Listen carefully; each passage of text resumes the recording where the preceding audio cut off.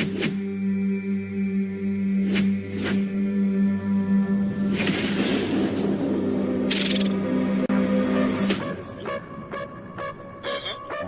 5, 3, 2. What's going on, guys? Welcome back to Pure Evil MMA. I'm your host, as always, Evil Eddie here from the East Coast, and today we have a very special guest joining us for, well, really a vet to Pure Evil MMA here, and we've watched his entire journey, which is why I really felt it was really important to get him on today's show. We got Jose Shorty Torres joining us here today. What's going on, Shorty? How are you doing today? What's up, man? I'm good. How about yourself? I'm doing all right, man. One of the biggest reasons why I wanted to get you on the show is because basically, as soon as I heard this news, and just to catch everybody up that might not be aware, the UFC recently, this week, a couple days ago, let everybody know that the flyweight division is now shut down and out of the UFC. Now, Shorty, I want to get your initial reaction, but first, man, I just wanted people to be up to date a little bit with, you know, your entire journey here. For the past 3 years, I've been following you, and the story with you was why hasn't he signed to UFC yet? You've done everything you could do over at, Titan FC. You finally make it this year, and I tell you, man, that day that you made it, I was driving around the town listening to Drake. It felt like, one of our own made it. It felt like it was such an amazing feeling. You went in there, you had the fight against Jared Brooks, which was, highlighted on ESPN. Everyone was talking about it, so what was your initial reaction when you found this news out, and how did you find this news out? Well, I ended up kind of making a speculation. I have my own YouTube series called Inside Team Shorty, and in one of the videos, I talked about DJ being traded to ONE FC, and how people aren't looking at the bigger picture, which is the flyweight division. You look back at, when DJ was champion, he was UFC world, record holder and the most title defenses, and even then, Dana White wanted, or at least threatened, to shut down the division. So it's wait, you wanted to shut down the division when we had the best thing the UFC had to offer, and once he's gone, what do the flyweights have to offer now? Honestly, from a business standpoint of view, nothing. I think we're all extremely talented, and I thought there was a lot of opportunity there for a possible new champion, and seeing where it would have went from there, but. They immediately wanted to cut it, and I ended up calling Mick. He said, no, we don't have any thoughts. And then a couple days later, he's like, okay, yeah, we're having thoughts. And then a couple days later, well, I received my, my walking papers, and it's just one of those things that, it sucks because I've worked so hard to accomplish what I've been able to accomplish in such a short amount of time. No one in history has done what I've been able to do as both an amateur and as a pro this fast, and I get cut after only 6 months in the UFC. So I asked Jared this yesterday. I was like, when Dana had that rumor going around, when he was kind of beefing with DJ because he didn't want to take that fight against TJ, did you kind of have a feeling in your gut maybe I should change weight? Because for people out there that don't know, you actually fought as a bantamweight before as well. You made weight as a bantamweight, and you won the title as a bantamweight. Yeah, I wasn't worried whatsoever. It was just really and more extremely disrespectful to the flyweight division because, again, you have a champion that might not be a Conor McGregor status when it comes to promoting and your money cow, and that's cool, but that doesn't mean you should treat such a champion with that much disrespect. And that was the bad thing is, you're just mad because he's not allowing a money fight to happen. Now, I think the news is out today that Cejudo and TJ are fighting for that money fight, even though the flyweight division is 100% guaranteed to be shut down. Why are they doing that? End the flyweight division with a bang, which, hey, it's cool, it's kind of respectable, but it's the fact of you're cutting down the division, but you're still having title fights, but you're not giving anyone else a chance, and you're still in the process of cutting everyone. So it's false advertising. It's not cool. I get it. It's a money thing. They want to make TJ a two-belt champion, which I easily believe he will against Cejudo. But, I think the UFC is now becoming too much of a WWE hype, type of thing where they're now just trying to make money fights instead of the common sense fights.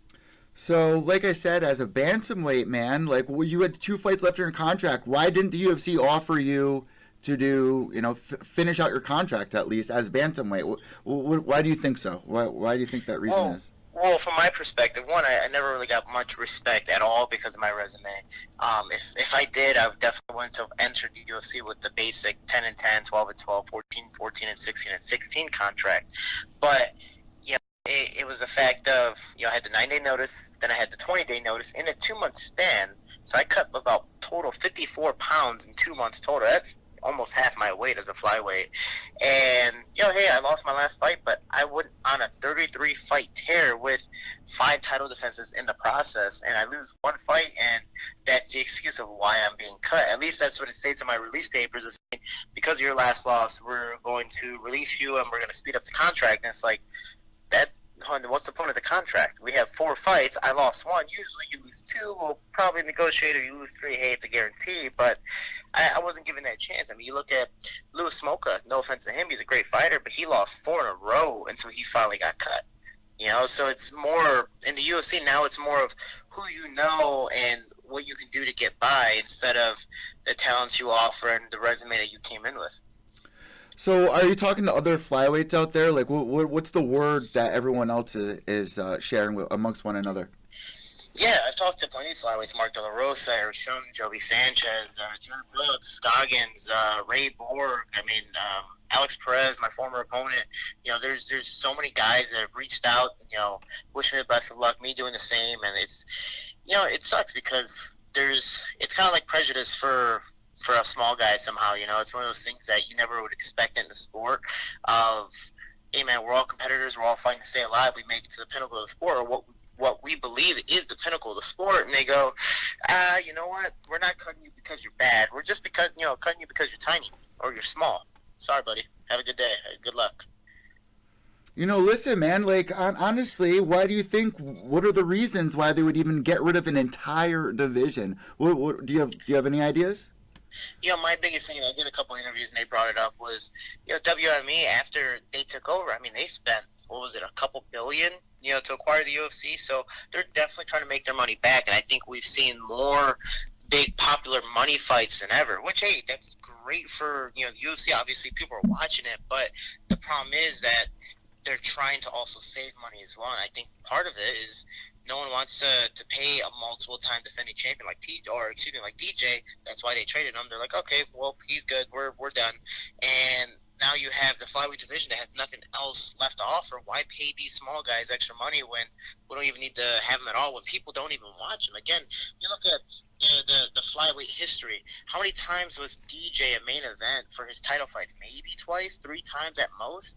But the only other flyweight main event was Sergio Pettis and Brandon Moreno in Mexico City. 2 Mexican fighters, that makes a bunch of sense. But after that, there's never, ever been another flyweight main event from my knowledge. So, once again, the money cow DJ for the flyweight division is gone.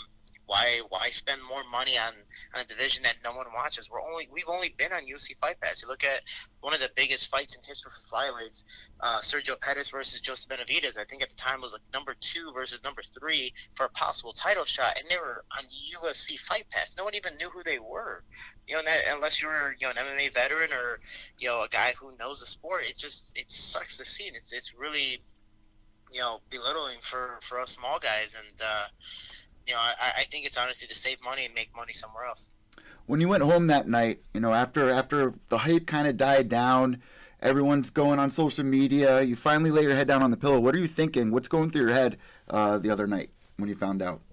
Well, the crazy thing was I found out in the morning. So I found out, at 8 in the morning, though. That was the first thing I woke up to. So that wasn't the best start to a day because, again, you're a kid growing up, all you think about is UFC. The UFC is now NFL to arena football, and there's AAA ball, but everyone wants to be in the major leagues, So it's one of those things that, like, no one knows any other promotion besides the UFC, so it's the most popular. Hell, people don't even call it MMA anymore. They go, hey, do you do UFC? Yeah, I do UFC, bro. Hey, that was actually kind of nice to say for a few months. But, for me it hit me hard, and then after that, I had so much outpouring support in a matter of hours, mainly when I finally made it public, and I ended up being kind of the front runner of this little flyweight movement, and it's freaking phenomenal. I've had so many people. I've had promotions already hit me up. I'm going to be in Bahrain actually today. I leave in a few hours to get ready. I actually still got to go pack, and I'll be in Bahrain commentating for Brave and the IMOF, and Brave is another promotion that's given me an offer, and that's something we're going to talk about this week. So it's one of those things that I'm not gonna be sitting down on my butt. I'm ready to fight now, and I'm just excited to hopefully have somebody really take advantage of my background, of my resume, instead of just going, cool, put you to fight, 9-day notice, good luck. Oh, you lost? Oh, well, you're cut. So I'm hopefully going to get some respect, whether it's ONE FC, Brave, KSW, or Ryzen. So we'll see what happens next. I mean, there's not a doubt in my mind that these organizations are interested in some of the bigger names like yourself, especially after what you've accomplished. But like you said, the main goal has always been getting to the UFC. But there's been a lot of changes going on lately. So do you think going to another promotion will actually be better for your career? Oh, 100%. I think mainly if you're a flyweight, I think it's going to be a phenomenal thing. I mean, you look at ONE FC doing this Grand Prix, which is going to have so much hype, mainly with Eddie Alvarez in the lightweight division doing a Grand Prix as well. I think, double teaming those divisions is going to be freaking phenomenal for ONE FC. You never know what Ryzen's going to offer. I mean, look at Kyoji Horiguchi, given he's a Japanese fighter in a Japanese promotion, but he is 100% set. And even talking to him in person, he goes, dude, I don't even care if the UFC offers me another deal. This is the place I want to be at because they respect me. They give me everything I can even possibly ask for or dream of. Same thing with ONE FC. Adriano Moraes is a good friend of mine. Same thing with I can't say his last name. I think it's like Karab Megoff or one of the former champions of ONE FC in the flyweight division. And both those guys have told me that they've had phenomenal times in ONE FC. And same thing with KSW. That's another big promotion. It has a lot of UFC veterans that were cut, and they go, dude, I'm actually getting paid more here than I was in the UFC, and they respect me so much more. I mean, now I have a full training camp. Now I have things, accompanied to me, and then everything's just taken care of. So that's something I'm really looking forward to, is finally being respected as a true professional fighter instead of how I was in the UFC. And honestly, it was extremely, extremely demeaning. So just to get things straight, just so we know exactly what's going on with you, you're not going to be trying to move up to bantamweight and then try to find another path back to the UFC. You're actually going to stay at flyweight and pursue your career there, and hopefully get the respect that you've definitely earned. That's the plan. Well, that's not the whole flyweight thing for me. I started my career at bantamweight. I wouldn't say I was forced down the flyweight, but I saw some great opportunities. Did that. I mean, half my career as a professional now, and even majority of my career as an amateur has been at 135. As an amateur, I fought 45 and 55. So, the case is, my most popular fights have been at 35. It just so happens all of my knockouts have been at 25. So be it. It's part of the sport. Smaller guys easier to knock out. Bigger guys that put on a bigger and better show. But for me, I don't see why I can't do what I did in Tennessee anywhere else. ONE FC, Brave, Rise and KSW, all these promotions are great and honestly up for the taking for the next big star. It's something I want to be somewhere. And again, I was able to do it as an amateur. I was able to do it in Titan. I don't see why I can't be the poster boy somewhere else. And that's something that I want to do, is first fights at 35, not just for me, but maybe even a nice little shun back of looking at the UFC and go, hey, look at that, I got a belt somewhere else, whether it be Brave and all these other promotions. It's like I want to prove a point, not just to myself, but for the fans that saw my last two fights, for the UFC that, again, they were extremely disrespectful to me, and just to see what happens next. I want to win both weight classes no matter where I go, 25 and 35. You think it's a little weird that they're opening up female divisions that don't have enough fighters in it, but yet they're going to close down an entire... I mean, this is a lot of guys who just lost their job overnight. It's a really weird way of going about business. You think it's a little weird they're doing this for the women, but yet cutting the guys? Not so much, because the women, honestly, you look at, for example, Montana De La Rosa, she's a phenomenal fighter, but no one knew her until she got to the Ultimate Fighter. I don't know, they're like, oh, she's pretty. I don't know if she has 35,000 followers. That's freaking phenomenal. But you look at Justin Scoggins, for example, he's been a UFC veteran for years. He only has like 600 followers on Twitter and about the same on Instagram. So it's the fact of, what do people want to watch more? And you look at it as the average fan. It's usually the guy that goes to a bar to watch, the fights for pay-per-view or on Fox. So you look at it from their mindset, they would probably rather see pretty women. And I say that, with like quotations around pretty, pretty women to fight, because it's more of a show. You see, two people fighting, but then, again, for guys, sadly, they're looking at goods. They're looking at this. Look at freaking Paige Van Zandt and Rachel Ostovich. That fight's boasted up, but they're both, I don't believe, not even close to being ranked. But for some reason, oh, it's posted. Oh, why? Because they're showing some skin and they're attractive females, you know. So it sucks for the guys because we can't do that. Because if we do that, we look weird now.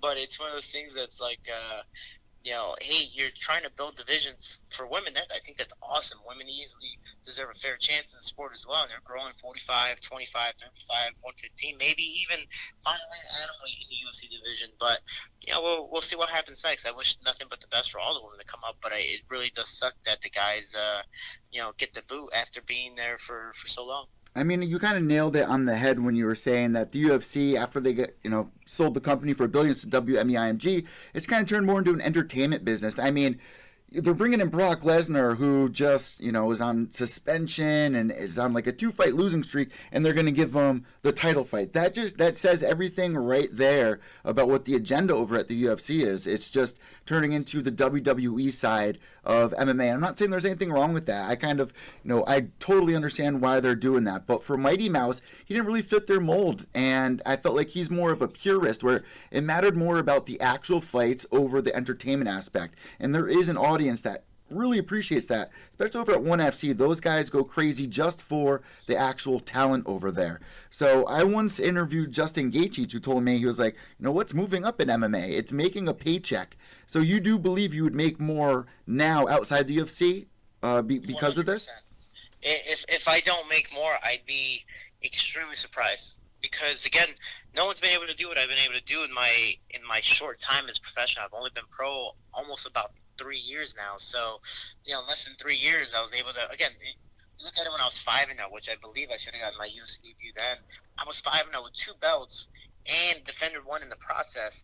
Conor McGregor did that in Cage Warriors at 14-2. You know, so I did it 3 times as fast, and I defended a title, which Conor's never done. You know, so it's one of those things that I was doing things not just, you know, to make it popular or because this guy did it. I was doing things and more to prove a point. You know, I'm trying to create a legacy like Manny Pacquiao in boxing. That's what I'm trying to do now as an MMA fighter. But it's, dude, there's so many promotions, and that's the best thing about this, you know, this release is it kind of opens up my eyes and opens up the rest of the flyweight division and go, oh, wait, there's actually so much more out there than just the UFC. It just so happens the UFC is the most popular right now in the States, but go over to Asia, I mean, their following is ridiculous. Go in Europe, they're following, I mean, you see again with Ireland, they go everywhere Conor goes. Same thing with the Brits when it was Ricky Hatton. You know, they went everywhere Ricky Hatton went. You know, it's the same thing with all these other countries, but the US, they just stay in the US. So for me, I'm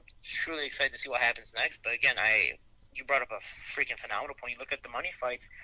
Freaking Brock Lesnar's coming back after being banned for PEDs, but John Jones gets banned for PEDs and everyone blames him, but Brock Lesnar's like, whatever, he's a wrestler, who cares? Oh, celebrity fight, hell yeah, I want to watch it. You look at Derek Lewis, he didn't even want a title fight, but he says his balls gets hot, or his balls is hot, I don't know, he gets 600,000 Instagram followers, and the next day he gets a title shot in about 3 weeks. You know, it's like, oh wait, I thought Curtis Blades was number 1 ranked, and he technically deserved a title shot. Oh, you're going to make him fight Francis Ngannou, a guy who just lost 2 straight fights and is now below the rank of Curtis Blades, but Curtis Blades had to fight him for a possible title shot? I don't believe that makes sense. You know, you look at just anything. Josier Formiga worked all his way back up, lost a split decision to Cejudo, worked his way back up. Now he deserves a title shot. He's number 1 rank in the world, but TJ gets to automatically bump down and get a title shot, you know? So it's like, it's not fair to Josier Formiga. He worked so hard, but the money fights. Darren Till never even deserved a title shot, but he knew how to talk, and he was popular. Same thing with Cody Garbrandt. He never deserved a rematch against TJ because he never even defended the title once, but because it was popular, they made it happen, you know? So again, you have to look at those type of fights, and it's like, oh, no, that makes a lot of sense now. It seems like you got your taste in the UFC. Like, that was the main goal. You got there, and, you know, it is what it is right now. You have a positive mindset, which I always like about you. I think that's what a lot of people like about you, which is why I was so interested to hearing your take on this, man, because we've been following you for a very long time now, and it felt so good to get you in the UFC. But now this is even more exciting. Like, what's next? Because this has been a huge year for other promotions, Bellator, ONE FC, the PFL. You know, it's just one championship. it's just going on and on. KSW that you brought up. I mean, there's a lot of promotions out there that are getting more shine now. So this is only another step forward in your direction. And in my eyes right now, at least that's the picture that you're painting for me and the audience tuning in right now. Am I right there? That you're taking this very, very good. You're 100% right. Again, I had so many people supporting me, and for all, everyone supporting me. I wouldn't be where I'm at today. That's why, like you say, we will together. We are Team Shorty. Because if it weren't for anyone, I wouldn't be where I'm at. I'm telling you, the outpour of support, not just from fans and family, friends, but I had so many fighters and even veteran fighters or former fighters come to me and go, dude, you're perfectly fine. You're 26. You have nothing but time. There are so many more promotions than there were back in the day when we fought that you are set. Trust me. I promise you. And you get, again, ONE FC. DJ went over no problem because he ended up pretty much making more money than he was going to make in the UFC. That's freaking amazing for a guy who had 11 title defenses, now making more money somewhere else. It's 25s or a necessity for some of these promotions, because some of these promotions are building a new flyweight division. I believe KSW just made their bantamweight division, going to make a flyweight division soon, possibly next year. Brave has their 35-pound champion and is actually making their first inaugural 25-pound champion this weekend coming up. You have Ryzen, who is Kyoji Horiguchi, who's easily right behind DJ, and then you have ONE FC who's doing this Grand Prix. So I think it's freaking amazing to see what's going to happen next for mainly a bunch of these small guys. And before we let you go, you bring up one last really good point. You're so young still, man. I mean, there's a lot of fighters out there that are almost in their 40s right now, and it's like, shit, what do you do if something like this happens? So you are in a good place, Shorty, and I want to thank you so much for coming on Pure Evil MMA. I mean, this was actually a very positive interview. It really was. So I thank you, man. Keep your head up, and you know what we always do at this point in the interview. I hand the imaginary microphone over to you if you have any sponsors, which you're going to get more of now. That's another plus side. It's actually a huge plus side. Yeah. I thought about that yesterday, and I was like, oh my God. Because you look at when Brendan Schaub was talking about it, it's like he made $2,500 his first Reebok fight, but before that, he's like, I made $100,000 off of sponsorships. And he proved it too.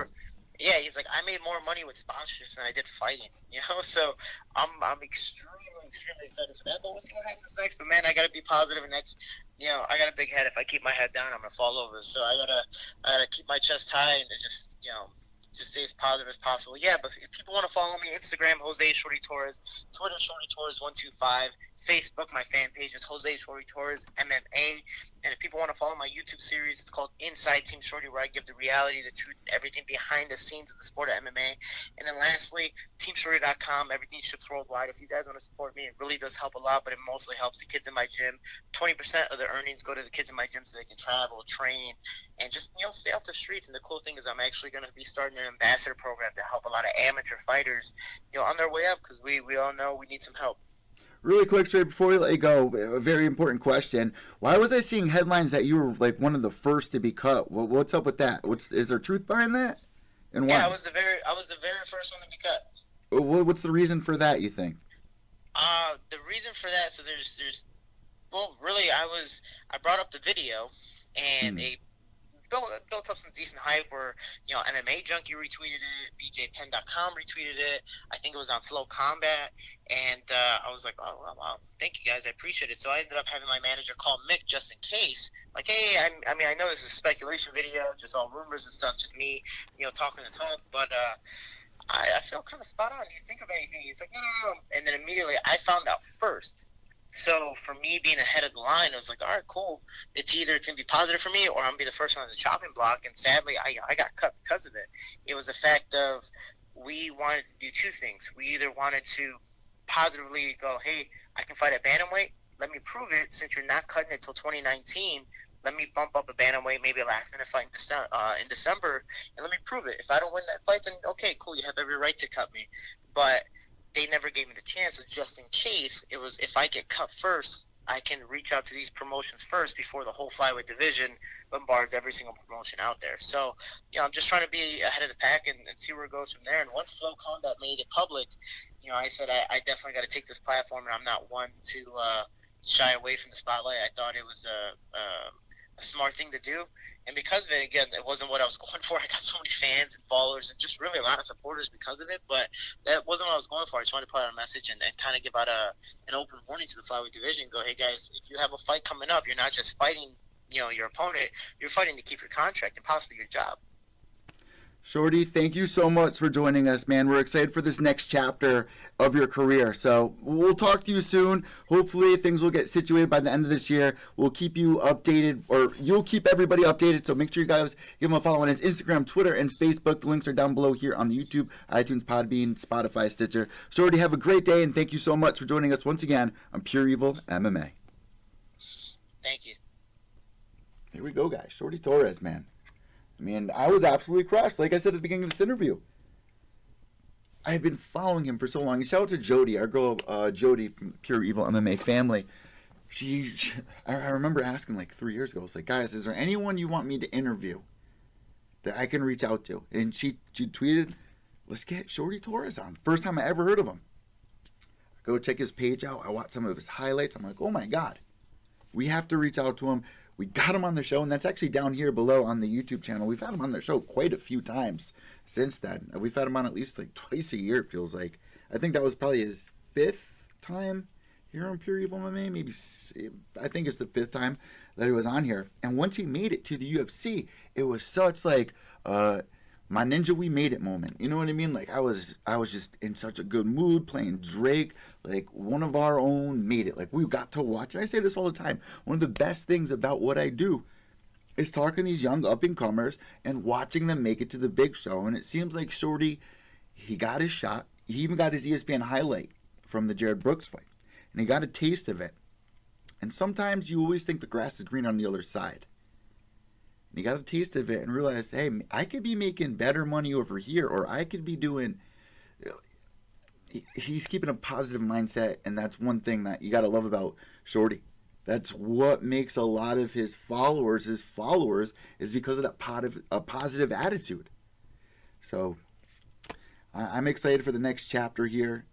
If there's any way to take this, it's got to suck. We've all been there. When you lose a job, it sucks. But it seems like this, like you said, opened up some doors. He got a taste of the UFC. There are pros, there are cons. But right now in 2018, other promotions are blowing up. So if there's any time that this could have happened, that should have happened, if there was any time for this to happen, right now is probably the best time. Because like I said, there's other promotions making their name, being noticed more. We knew this was going to happen with the UFC, that we were going to see changes like this. The second that Dana got in that little argument with DJ, anger brings out the realness in people. Like, if you're going to fight with one of your friends, you start throwing low blows of shit that you shouldn't be bringing up. Dana hinted, like, this is on our mind. Oh, fine. We'll dissolve your division then. You don't want to take this fight? Fine. We'll wipe our hands clean of flyweight. And I'm kind of shocked that it actually happened, but I'm at the same time, I'm not. I think what's most shocking about it all is how the UFC constantly just rips the carpet out from underneath a lot of the fighters without them knowing. Just abruptly. These are people's livelihoods, their income, their paychecks. There's a lot of guys that probably went home that we know went home that night, biting their pillow, banging their head against the wall. You think that after all these years of grinding and trying to make it to the big promotion, that you would get some sort of VIP treatment there, like you belong, like show some respect. And I feel like it's not that way at the UFC. And it should be. I mean, they have their favorites, obviously. And I'm not trying to bash the UFC. It's my favorite promotion, obviously. Most of the stuff I talk about on here is about the UFC.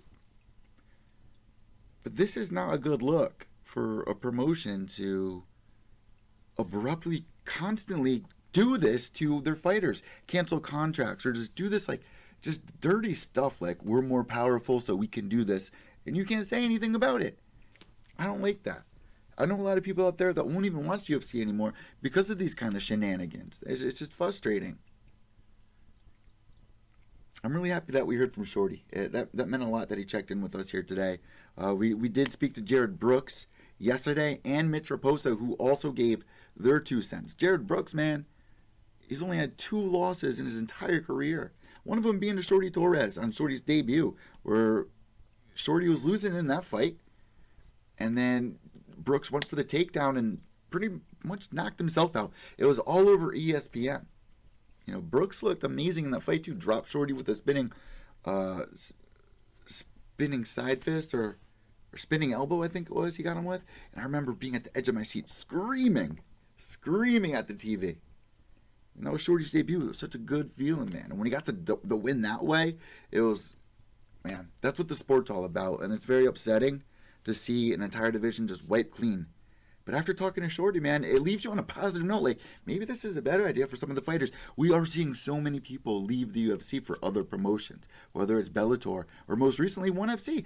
Eddie Alvarez, Mighty Mouse, Misha Tate just got signed as like the vice president, I believe. And Shorty Torres, man, he has a huge name, a huge following. Any company, the second you hear that somebody like that is on the market, you grab them. You grab them quick. You offer them as much money as you can because he is still so young, not even in his prime yet. He's accomplished so much, things other fighters have never accomplished. It's just upsetting, guys. With a 14-2 record joining us here, we got Jared Brooks, the monkey god. How you doing today, Jared? I guess I'm doing okay. I ain't got no job, but I'm feeling pretty damn good. Man, so this is so upsetting. I mean, I'm absolutely disgusted by this news. So let's kind of rewind a little bit.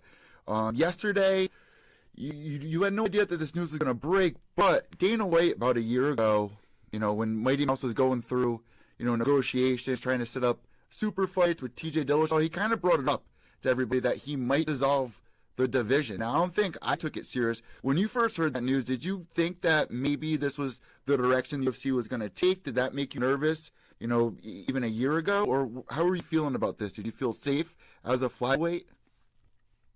Yeah, this was a process of up and downs for me. You know, like they've always been talking about it, so it's always been a nerve-wracking thing. You know, but now that it's done, it's kind of alleviated the pressure. To be honest.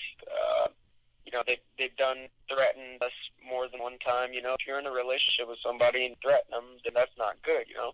So, yeah, being out of that, it's fine. I think that I'll venture onto other organizations and still be a stronghold in those, you know. Well, before we even get into that, man, honestly, I think that you should be in, like, you know, easily the top 5 of the UFC, of a huge name.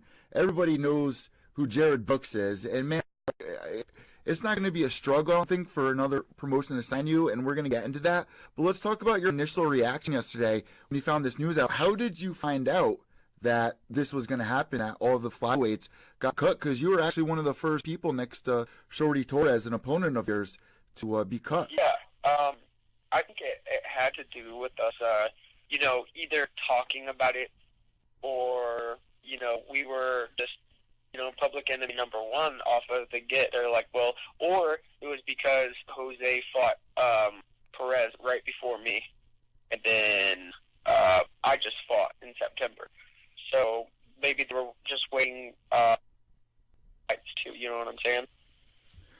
How many fights did you have left on your contract? 'Cause I know that Shorty had 2. I mean, you know, everybody didn't even get the option to even move up. And I heard that you actually found out from your coach. You didn't get like a direct letter from the UFC or anything, and this happens a lot. Fighters find out on social media. So did that kind of feel a little weird that you're finding out that way? No, I actually found out when I was working out at Powerhouse. Sorry, I didn't answer your initial question earlier.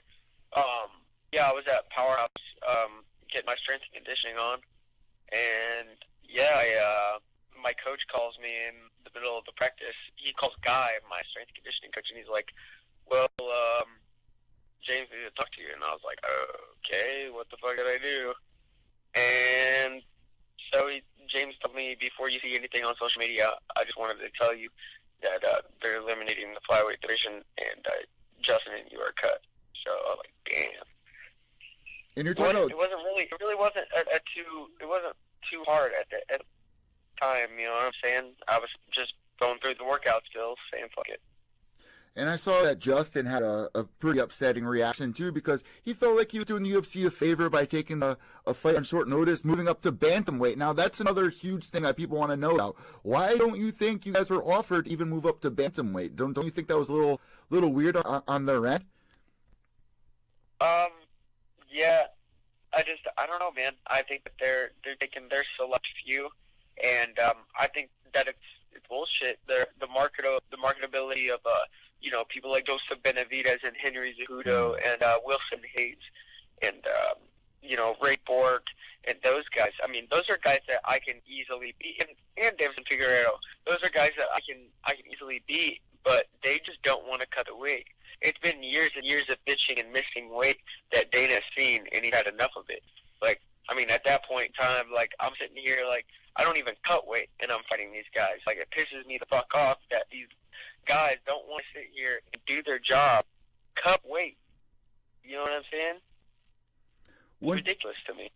Well, once you found out that Mighty Mouse is going to be leaving, I mean, this is a pretty new division in the UFC. I still remember, the Ian McCall fight with Mighty Mouse. It's, I think, like 5, 6, 7 years old, somewhere along that line. Like, yeah. It's a pretty new division. So when Mighty Mouse left, did you kind of feel like you guys might be in danger, or how are you feeling with that? Yeah, it was either I knew they were going to get rid of the flyweight division, or because my manager told me right after that, he was like, either he was already on other promotions at that time when Demetrius left, because he had a gut feeling, and I'm very thankful for my manager for that. But yeah, I just think that it's just a fucked up process, man. So yesterday when you found out, you go back home, what's going through your head? Like, obviously there's other promotions like ONE FC, Bellator. I mean, let's be real, this was a huge year for other promotions outside the UFC to really grow. We've definitely been seeing that. And, when you went home last night, what were you thinking? What was going through your head for future plans off the bat? Oh, man. I don't want to, get into the logistics of that right now, because I'd rather, wait and say that a different time when it's, good enough to. Do you feel like you have an equal opportunity at other promotions because of, ONE FC is doing like a Grand Prix right now? Like I said, let's be real, other promotions are actually growing this year. So, do you think you have a fair chance at any other organization to put the same amount of effort in promoting you? Or do you even think that going to another promotion might even help your career by them promoting you more than you have seen at the UFC? Well, I would really just like to, promote myself. That's one thing that the UFC didn't get to do with me because of the Reebok deal, because we were signed under so many contracts that, I didn't even fight for me. I was fighting for Reebok. I was fighting for the UFC. Now I go to another organization. Yes, I'll be under that organization, but now I can fight for me. I can get sponsorships. I can, do the proper things that that the UFC couldn't do because they had so many people on their lines. Well, that's another huge thing. Do you think one of the other reasons why they may have shut down the division, and I think you do a great part promoting yourself and getting people hyped about your fights and even going in there and living up to your word. Do you think that some of the fighters in the division may not have been able to get people excited and for whatever reason? Well, I just tweeted this. I was like, well, if you look at the grand scheme of things in my UFC career, I mean, if I wouldn't have lost that biased decision to Davison Figueiredo in Brazil against that Brazilian, I'd be in the top 5 right now. And I think that I could market that weight class if I had the cameras in front of me. But I'm going to let you know right now how this whole thing is going down. Like, one, you got Megan Olivia. I don't know who Megan Olivia is. Of course. Okay, you got Megan Olivia. Who's she married to? Joseph Benavidez. Of course. So, she went up to me after UFC Brooklyn, after Ian McCall, and she runs the UFC, social media and stuff like that also. And she went up to me, who I would like to fight next. And I swear I did not know that Joseph Benavidez and her were dating. I was like, I just didn't know. And I said, somebody with the initials JB, that would be great. And So, Joseph Benavidez, let's sidetrack this. We go to UFC 187 where I'm cornering Justin Scoggins, and Joseph Benavidez is in the back. And I look at Joseph, and I'm like, hey, dude, I'll see you in 2 years. And he's just like, I don't doubt that. But ever since then, ever since that Megan Olivia thing, he's just like, oh, you told my wife, like, as we were walking by the workout room, right, at UFC Brooklyn. And he stops me, and he's just like, oh, yeah, you told my wife that you wanted to fight me. And I'm just like, oh, Megan Olivia's your wife? But, yeah, I would love to fight you. And, yeah, I just think that it went on to that. And Joseph has kind of been controlling the flyweight division through Megan. You know what I'm saying? So I think that, I mean, it's just a little conspiracy. I don't know. But still, Joseph's trying to control this shit with his fashion stuff. And it's all fucky to me. Honestly, man, I mean, this is obviously very upsetting news. Do you think another reason why is because they might be bringing in the 165-pound division? Well, let's even backtrack. Like, why are they getting rid of this division, but yet they're opening up female divisions that don't even have enough girls to fill it? How do you feel about that? You know what? They're living day-to-day market-wise. You know what I'm saying? Mm-hmm. So when you live day-to-day market-wise, you're going to fucking crash. You got way too many people that don't know shit about this sport involved into it. So when you have all of that stuff, it's going to crash sometime. You know, so I'm thankful for, other organizations also that are competing now. Because the UFC is fucking up and it's showing. Before we let you go, last thing I want to say here is, where are you feeling right now? Are you just going to be concentrating directly on getting yourself into another promotion? Because, man, that was such upsetting, crushing news to so many people. I'm sure that everybody is, running to one organization or another. Right now, are you just going to be sitting down with your managers and all that, or are you going to have the manager figured out and you just keep training? How are you going to be handling this? Hey, man, I pay my managers good money. They deserve to do their job and tell me the logistics, and I'll read between the lines there. You know what I'm saying? But yeah, I'm gonna be just running shit. I don't care where I'm at. I'm gonna run shit, and people are gonna respect this division and this strawweight division also.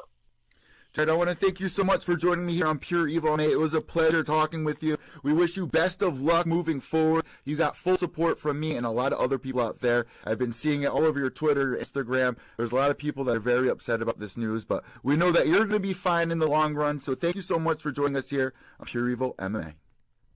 Thank you, guys. Appreciate it very much. Have a great day. There we go. And our next guest is MITCH Raposo, who's going to be calling in just a second. 1 o'clock on the dot. How about that? That was perfect.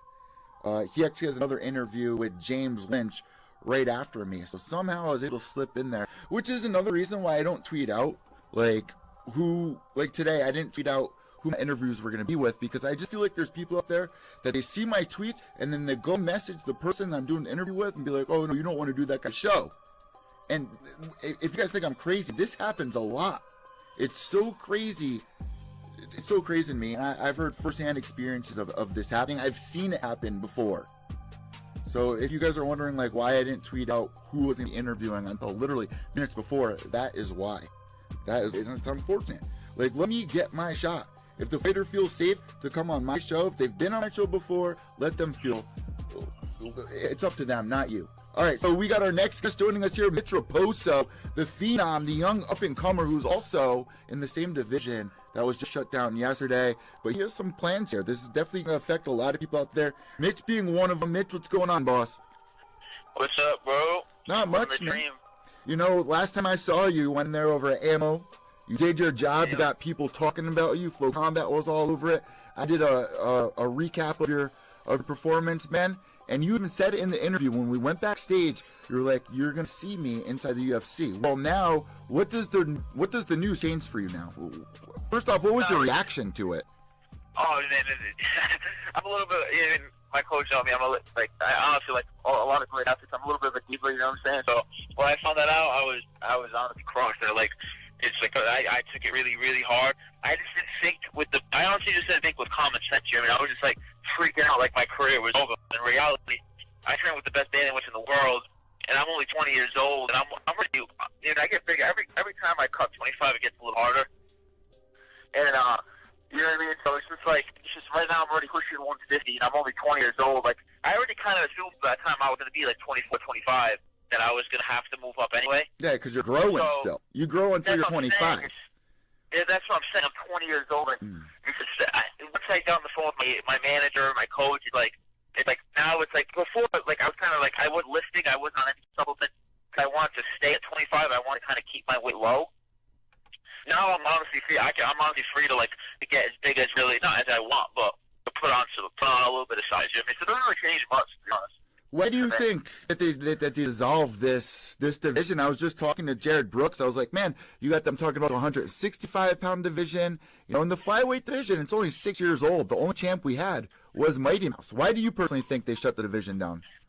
I think, honestly, like I like Mighty Mouse's style. I was never a fan of him. I always kind of wanted him to lose because I knew something like this was going to happen. I think in all reality, I mean, I think he screwed us. To be honest, I think him not like the way he was in interviews, like there was no excitement, there was no confidence, like he didn't give a shit, you know what I mean? It's just like he was just like, win or lose, I'm gonna go home and I'm gonna power wash my fence. Nobody wants to hear that. You know what I'm saying? That's an actual quote too. He's actually said that quote before.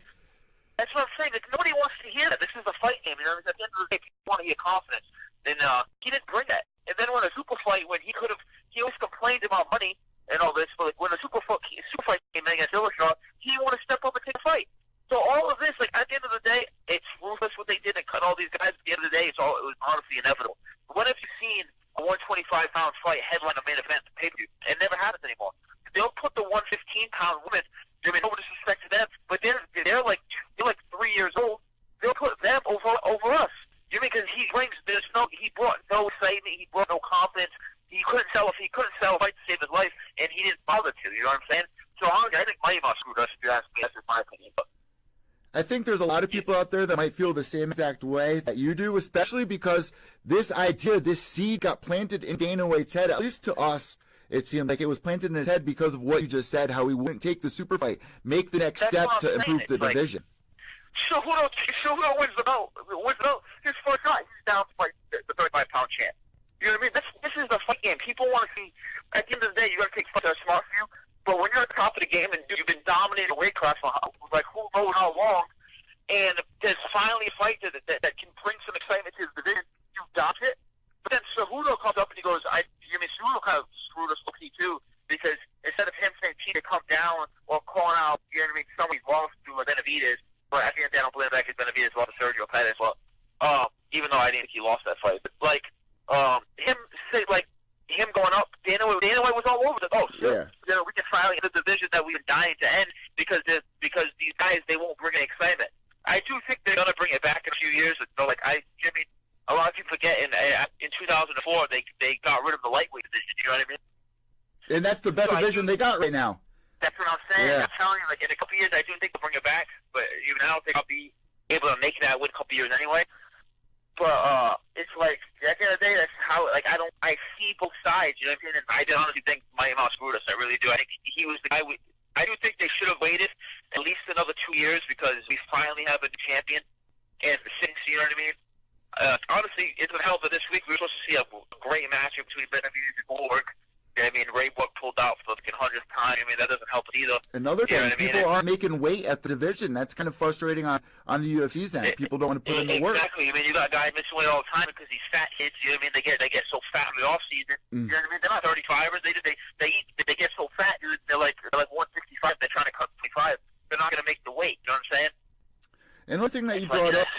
It's like you are, I say this every time I talk to you, you are the new era. So it's really awesome that you're seeing some of the issues inside of it, like Mighty Mouse not taking the super fight and stuff like that. And it's such a shame because there are a real lot of flyweights around here, especially in the New England area, that are up and coming like you. Like, have you heard of Stapleton yet? I forgot his first name. This kid Stapleton. Yeah, I've had a couple things with him, man. He's like a strawweight, right? He's like the new strawweight. Yeah. Yeah, but he's like a young dog because he also he was going around now. He does like the Naga tournaments. And everything. He was going around saying like, "Oh, I want to face Mitch," and like that. So I don't really know. I'm not really. Well, I don't really know him that well. That's all I know him from is him like ask people about me. It was kind of weird, but whatever. My point being is, like, there are all these characters. People are really understanding how to promote yourself. So I definitely understand your frustration with it. And you brought up the female division as well. Now, the UFC is opening up divisions for females that don't even have enough girls to fill it. Do you think that's a little unfair? How do you feel? That's what I'm saying. But dude, the girls promote the fights better than Mighty Mouse does. Like, you know what I'm saying? Like at the end of the day, look at Joanna. Like, Joanna became a superstar. You know what I mean? You know what I mean? Like, she became a superstar. Like, there was no reason to. I thought that Mighty Mouse, he just doesn't have the personality, but he belongs in Asia. You mean at one championship? I think he'll do great out there. You know what I mean? And it's like, it's just there's nothing we can do. Even the Flyweights now, though, like, some of them they're just corny. Like, they don't really. They think they gotta talk shit, and it's like it's just not organic. I just think that the UFC didn't see any pending star coming up in the flyweight division. Even though I think there's tons coming up, especially with me. I have a buddy in Vegas who's like who's 25 out there. I'm telling you, that kid's coming up. Like, they have guys coming up. It's just that I don't think they see anybody at 125. Like, they had Sergio Pettis. I think he had potential to be a star at 125. But even him, he just moved to 35. He'll probably he's fighting my buddy Raw Font. So it's like I just think they saw nobody there, no potentials, and I just think they just had to get rid of it, man. It's just like, what are they gonna do? They're gonna have Cejudo fight Formiga? Like nobody knows who UCF Formiga is. You know what I mean? Like, he doesn't fight either. It's like their hands are kind of tied, to be honest. So do you think it's a better idea for you to stay at this division or for you to move up? I mean, like you said, your body's going to be growing, but I just said this to Jared Brooks. In 2018, all these promotions, Bellator, ONE FC, you know, there's a whole bunch of promotions I can list off right now that have definitely grown just in this year alone. So do you think you want to stay in the weight class or move up? So the division's gone. So the plan, I'm going to the UFC. That's what my career is going to be. I'm going to be a superstar in the UFC regardless. So I think for now, if Bellator picks it up, you know what I mean, I would gladly make my career Bellator. I think Bellator is right next to the UFC now. They pay great money. You know what I mean? And so I think if they picked it up, that's cool. But I think now, just for me, before I wasn't really allowing my body to like grow. I was going to focus on keeping my weight low. Now for me, man, it's just if it's at 25, if it's even at catch weight at 130, just building my name, building my career, keeping what I'm doing, keeping my following up. You know what I mean? And I'll let Tyson do his work with the UFC, and I think you'll see. I'll probably debut at 135 probably next summer. So your next fight, do you have a next fight? Yeah, January will be my pro debut. That probably will be at 25 or it'll be at 130 or something. Probably something like that. Okay. For me, the end goal is the UFC, man. So at the end of the day, if I have to move up, I mean, I'm glad to do that. I train with the best bantamweights in the world anyway, so I know what level I'm at. What do you think are some of the advantages of moving up other than, you know, staying at the weight class that you're at? I'm going to be way faster than everybody. You know what I'm saying? Like this is, right now I'm walking at 45, and you look at guys like Cody Garbrandt, I mean, it's heavily documented. Dude, that dude walks around like 148. TJ Dillashaw walks around at 150. Yeah, but he says all the time he's got a lift to keep his weight on to get 35. You know what I'm saying? Like, these guys, like, everybody thinks you got to be, like, so big. No, dude, like, by the time, all I really need to put on, I would say about 5-10 pounds of, like, you mean, of muscle to get on a good strength plan. And I'm going to be even more dangerous at 35. I'm going to be way faster than all these guys. And my wrestling's going to be even better, man. So at the end of the day, I think you're going to see a better version of me at 35. And as soon as I fill up properly to the weight class. And you're training at one of the best gyms around, man. Rob Font, when he came on, he had nothing but great things to say about you 2 weeks ago when he came on the show. He was like, as soon as I saw Mitch, he had that it factor about him, man. And I'm so happy that you're joining us here again today because I needed to know how this is impacting people outside of the UFC, not just people inside the UFC, but outside the UFC. What did Rob say? Did you talk to anybody at your gym about this? What's the general consensus at the gym? I mean, Rob's always like me. Even he was surprised. Like, he even told me he didn't think the division was going to go. But at the end of the day, man, it's like he knows. Like he has the most belief in me, man. He knows as long as him and his manager Tyson. Like, I told Tyson already, and I'm sure I'll talk to. I have rounds with Rob this Saturday. I'm actually his main swamp partner for the Pets fight, and so Tyson. I was freaking out, but Tyson called me like, dude, he's like, you're gonna fill up, and you're gonna do just as good at 135. Like, you look at guys like John Lineker. John was. I'm not 5'2", 5'3". You know, I'm actually, I have a little bit of height on me. I'm 5'5". But you see a guy like John Lineker, who's like 5'2", who's tearing it up at 135. You see a guy like John Dawson, you have to just beat Pedro Munoz. He's a solid guy at 135. You know what I'm saying? Like, I think as long as like I will with my body, I'm still growing. I'm only 20. I think could be a different story if I was 30 years old or 26 years old. I'm 20 years old, so I think as soon as my body fills up, and I'm going to be just as dangerous at 135. Before we let go here, Mitch, I want to talk to you a little bit about Rob's fight. How is that training camp going? I mean, is this your first time doing something like this with him to get ready for a UFC fight? That's a pretty big role to fill, and he definitely sees a lot of potential in you, clearly. Yeah, I've been doing it since when I first met Rob. At that time, actually, he was talking about it was September. It was last year around this time. No. Yeah, last year around September, and I literally just turned 19, and I helped him for his camp with Pedro Munoz. Then I helped him. I was the main sparring partner for the Almeida fight and the Assunção fight. So I think until he fights someone who's like maybe 5'10" and a southpaw and a lengthy striker, like I think I'll always be like one of his main guys. So I think it's a terrible fight for Sergio Pettis, man. I think Rob hits too hard. Pettis is technical and he's fast and all that, but I think that Rob sees that he sees that all the time, especially with someone like me. I think Rob, he's gonna. I think he's gonna beat on Sergio, but I think it's gonna be a great fight. Last thing I want to ask you, man. So, imagine if you were in the UFC right now. You found this news out yesterday. What would you personally do? Bro, that's exactly that. I'm telling you, I was freaking out, but I think it was a blessing in disguise. To be honestly, straight up, like I think I could have been. And everybody knows my plan was turn pro, get a couple wins, be on like a contender series next summer, and I probably would have did all that, and I would have been in the UFC. But if this would happen next year, I would be without a job. You know what I'm saying? Like I would be screwed. Like I feel so bad for those dudes. You know what I mean? And it's like people are like, oh well, what FC will pick up? It's like who really knows what one's paying? Like everyone thinks Mighty Mouse got paid so well, but at the end of the day, he's Mighty Mouse. Yeah. Of course they're gonna pay him well. You know what I mean? Like it's like who knows what they're really paying? Like it's like. So I feel for those dudes, man. And it's like so. I think honestly, it's a blessing in disguise for me that I wasn't.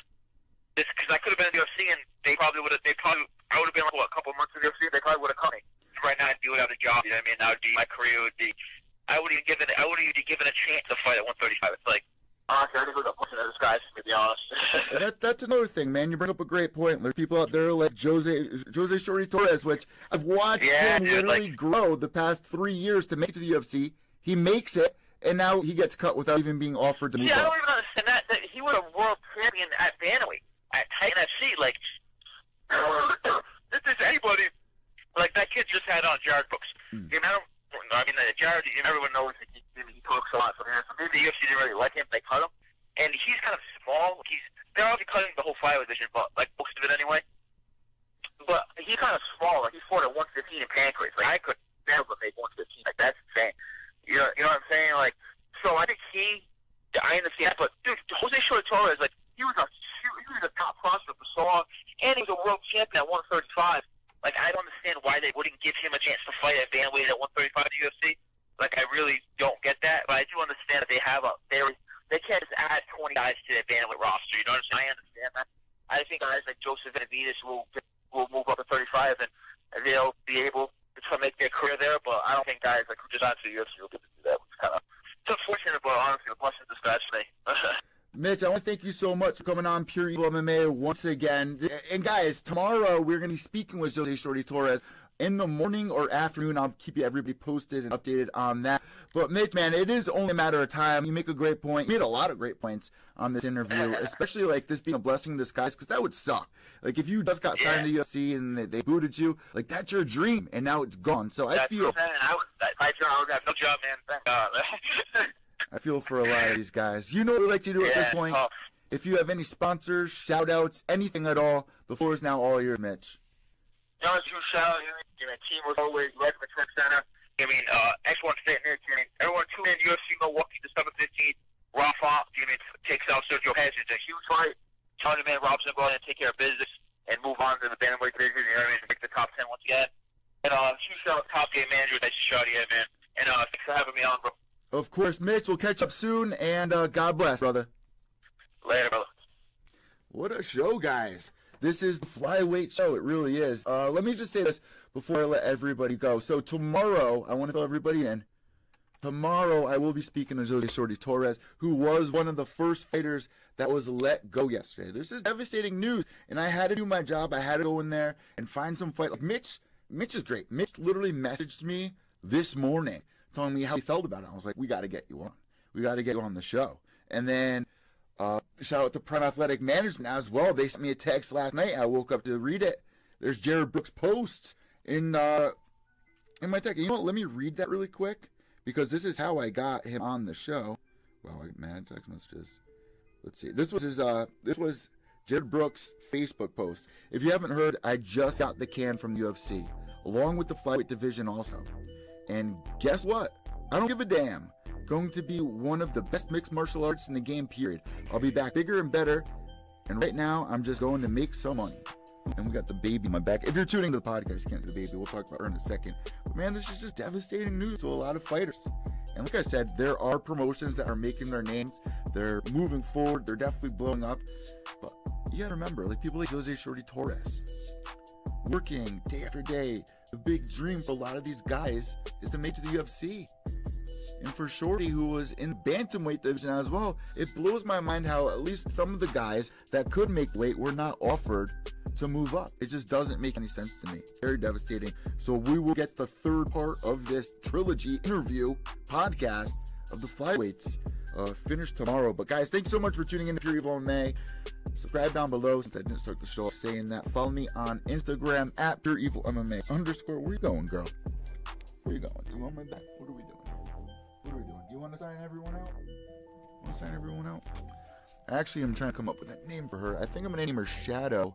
Joe Danetti's little cousin came up with a couple of good ones. She said, name her Ghost, since I'm Pure Evil MMA. Or not Ghost, Angel. Name her Angel. He literally just hangs in my shoulder. So she's like Angel on my shoulder, she said. Ann, shout out to Angels095. Shout out to everybody.